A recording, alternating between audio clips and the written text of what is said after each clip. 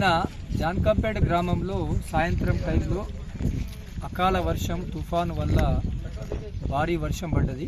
దీనివల్ల ఇక్కడ పీపీసీ సెంటర్లో ఉన్నటువంటి రైతుల యొక్క ఆరబెట్టినటువంటి వడ్లు కానీ అట్లాగే లారీ నింపుతున్నటువంటి లారీ లోడ్ చేస్తున్నటువంటి దానికి కూడా చాలా వర్షం పడి నష్టం జరిగింది.